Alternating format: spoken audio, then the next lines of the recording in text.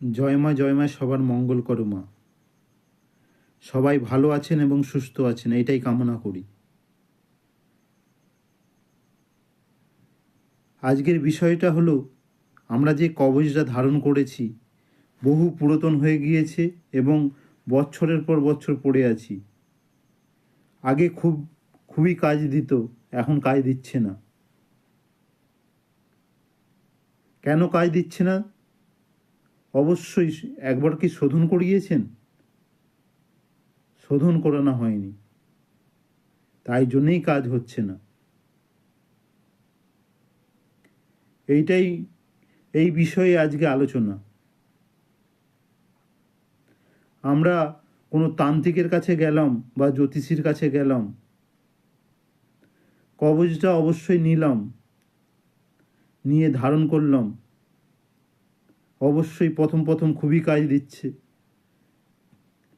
1 বছর 1.5 বছর পর আর কাজ হচ্ছে না। জ্যোতিষীর নামে দুর্নাম।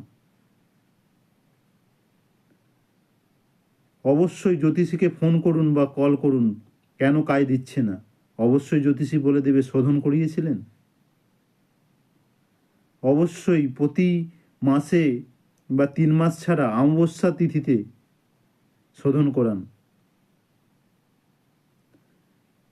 এবার অবশ্যই কথাটা উঠে আসবে, কিভাবে শোধন করব, আমরা তো কিছু জানি না। বৈদিক মতে অনেক উপায়ে শোধন করা যায়, আপনারা হয়তো সেই সব জানেন না। পঞ্চামৃত করে অবশ্যই শোধন করুন, আপনারা এটা তো পারবেন। গোবর, গঙ্গাজল, দুধ, মধু, ঘি, এই 5টা জিনিস পাত্রের মধ্যে নিয়ে কবচটাকে খুলে 10 মিনিট ওই পাত্রের মধ্যে রাখুন। অবশ্যই যেই দিনে শোধন করবেন সেই দিনে নিরামিষই থাকবেন এবং স্নান করে এসে কবচটা ধারণ করুন। দেখবেন আগের মতো সেম কাজ দিচ্ছে। অবশ্যই ভক্তি ভরে পড়বেন, দেখবেন কাজ দিচ্ছে।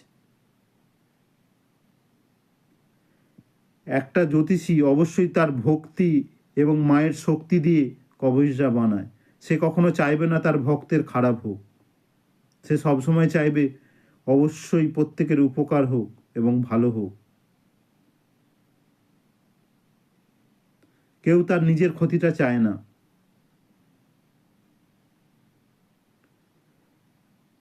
এখন বেশিরভাগই মানুষের হাতে দেখবেন কবচ, বহুদিনের কবচ, এবং হাতে আংটি, বহু পুরাতন আংটি হয়ে গেছে।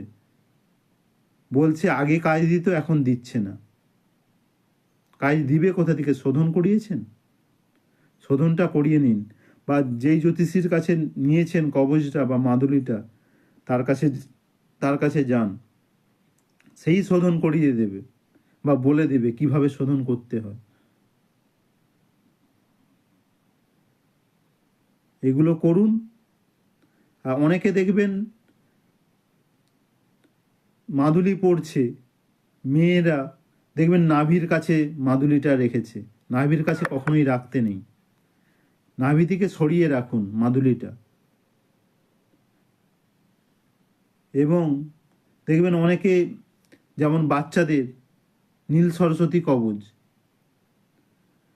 কিবার পড়াতে হয়? অবশ্যই বৃহস্পতিবার পড়ান নীল সরস্বতী কবচ। নরসিংহ কবচ আছে, মৃত্যুঞ্জয় কবচ আছে, ধনলক্ষ্মী কবচ আছে, প্রত্যেকটার আলাদা আলাদা নিয়ম আছে। এইগুলো করলে দেখবেন আপনার ভালো ফলাফল দেবে।